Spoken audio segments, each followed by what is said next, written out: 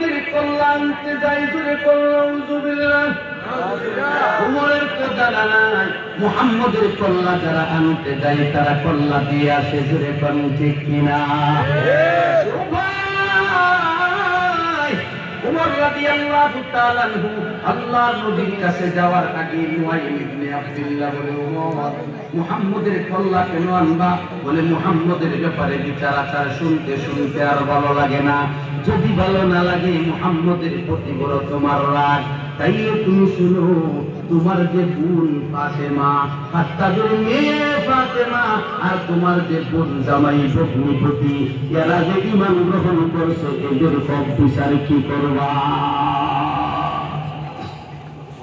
মুহাম্মদের তো কল্যাণ তো জায়গা বাবা নিজের বোনের ভগ্নিপতির খবর কি খবর না নুআইম ইবনে আব্দুল্লাহর কথা হলো মুহাম্মদের দিক থেকে একটু উমরকে ঘুরায়া ঘরে দেখবেন বিবির প্রতি রাগ দেখা বলতেছেন কাপড়টা ভালো করে ধুইলা না কেন খসলা না কেন কাপড়টা পরিষ্কার হইল না কেন বিবি দেখবেন আপনাকে পড়তে পর আম্মা বলছে আপনি নাকি আম্মার সাথে কি ব্যাপারে কথা বলছেন কথা বুঝেন হঠাৎ কবর দিক থেকে মার দিকে ঘুরাইয়া দিছে মার দিকে গেলে রাগটা কেনা আর বিচার করার মনোভাবটা কেনা শ্রদ্ধা বোধ আইসা দাজুরে কম ঠিক কিনা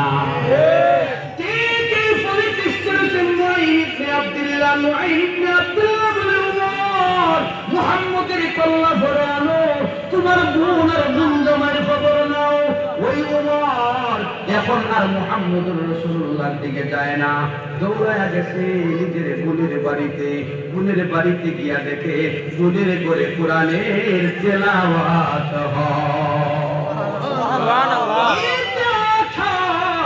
মুহাদ্দিসিনে কেরাম বলেন তোহা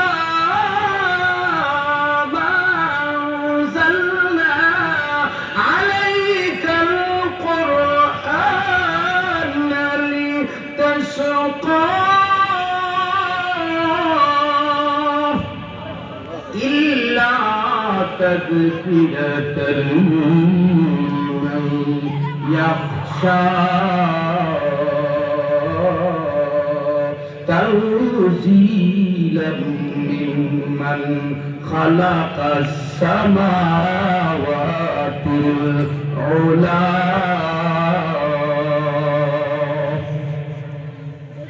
আগামীষ্টার তেলাওয়াত শুনছেন সৈন্য উমর বেত নিয়ে সাবক নিয়ে ভিতরে ঢুকছে ধাক্কা দিছে দরজার মধ্যে রসুলের সাহাবী যিনি তেলাওয়াত শিখাইতেছিলেন ওই সাহাবী আমি উমরের আওয়াজ শুননা ঘরের যে দরজার কেওয়ার বুঝেন তো কেওয়ারের ফালদার ভিতরে তাই আত্মগোপন করছি উমর দুটোই ফাতেমারে বাড়ি শুরু করছে চাবুক দিয়া ফাতেমার স্বামীকে ভগ্নিপতি দিয়ে আঘাত করতে শুরু করেছে এমন অবস্থায় ফাতেমা উত্তপ্ত হয়ে গেছে ফাতেমা উমরকে বলে উমর তুমি তো খাত্তাবের ছেলে আমিও খাত্তাবের মেয়ে বাবার রক্ত তো আমার শরীরেও আছে তোমার শরীরেও আছে তুমি কি বাবার রক্ত বোনের শরীর থেকে বের দিয়ে আঘাত করে বের করো বিনা অন্যায়ে তোমার কি লজ্জা লাগে না তোমার কি আত্মীয়তার প্রতি একটু শ্রদ্ধা বোধ নাই জোরে জোরে পড়না সুবহানাল্লাহ যখন বাবার কথা বলা হলো আত্মীয়তার কথা বলা হলো বংশীয় সেরায় রহিমের কথা বলা হলো উমর চুপ হয়ে গেছে একটু শান্ত হয়ে উমর বলে ফাতেমা কি তেলাওয়াত করতেছিলে বলো ফাতেমা বলে তোমাকে শোনানো যাবে না বলে কেন রে কারণ হলো তুমি তো কাফের যারা তারা কোরআনের তেলাওয়াত শোনা যায় না আরেক বড় আসছে উমর বলে আমার হাতে মুস্কাটা দাও কি বলতেছিলে দাও ফাতেমা বলে তোমার হাতে দেওয়া যাবে না কেন রে গায়া মাসহুদুল্লাহ মুতাহহারুন আল্লাহ রাব্বুল আলামিন বলে পবিত্রতাবিহীন কোরআনে ধরা যায় না ধরে বাংছে কিনা পবিত্রতা দুই প্রকার হদসে আকবর থেকে পবিত্রতা ফরজ গোসল আর একটা হলো হদসে আসগর থেকে পবিত্রতা শরীর পাক আছে উযু নাই উযু করা আমার আল্লাহ বলে পবিত্রতা কামেল যেটা পরিপূর্ণ পবিত্রতাবিহীন আমার কালামকে টাচ করা যায় না। পরিপূর্ণ পবিত্রতা ছাড়া আল্লাহর কালামে ধরা যায় না। এখন ফাতেমা বলে তোমার হাতে কালাম দেওয়া যাবে না। উমর বলে তাহলে কি করতে হবে? ফাতেমা বলে আগে গোসল করো, ওযু করো, জোরে কন্যা সুবহানাল্লাহ। গোসল আর ওযুর কাজ শেষ করে ফাতেমার কাছে এসে বলে, ফাতেমা ও বোন, আর দেরি করিস না, কালিমা পড়া দে। নবীজির সাহাবী বলে, গরের কেওয়ারের চিপাই নিজেকে আত্মগোপন করেছিলাম বয়ে উমরের এই মনোভাব দেখা নিজের আত্মপ্রকাশ করলাম। উমরকে সূরা তাহার তেলাওয়াত শোনায়া দিলাম। সুবহানাল্লাহ। ইয়া হলো সাহাবায়ে কেরাম, এদের দাম আমার আল্লাহর কাছে বেশি জোরে পৌঁছে কিনা? আল্লাহ রাব্বুল আলামিন বলে, সাহাবীরা এমন ব্যক্তি যারা আল্লাহর দরবারে বড় মুত্তাকি, জোরে পৌঁছে কিনা? উলাইকা হুমুল মুত্তাকুন। আল্লাহ বলে তারা তাকওয়াওয়ালা, তারা আল্লাহকে ভয় করে। অন্য আয়াতে আল্লাহ বলে, উলাইকা হুমুল মুমিনুনা হাক্কান।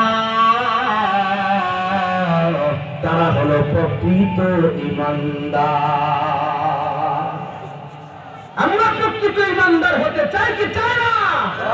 তাই নবী শিক্ষক ছিলেন, সাহাবায়ে কেরাম ছাত্র ছিল, জোরে পৌঁছে কিনা? নবীওয়ালা কাজ আমাদের হুজুররা চালায়, আর আমাদের ছাত্রদেরকে, আমাদের ছেলেদের, নাতি-নাতকর, ভাই বেরাদরকে দিন শেখায়। নবীর জায়গা থেকে নবীর যে মেহনত, ওই মেহনতের কাজ উলামায়ে কেরাম করে আমাদের বাচ্চাগুলোকে সাহাবীদের মতো দিন শিক্ষা দিতেছে। এত বড় উপকার যারা করে তাদেরকে সম্মান দিতে হয়। ঠিক কিনা? তাদেরকে সম্মান দিতে হবে।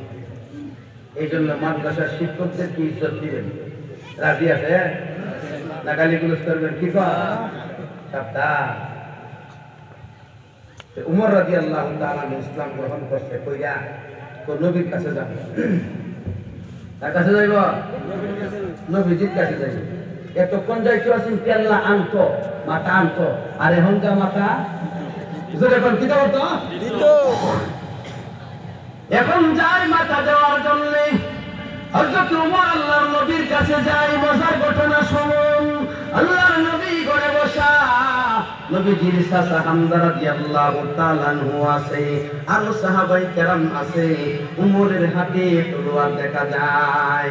আল্লাহর নবীকে লক্ষ্য করে নবীর চাচা আব্বাস রাদিয়াল্লাহু তাআলা আনহু বলে, ও মুহাম্মদুর রাসূলুল্লাহ, আল্লাহর নবী গো। ওমর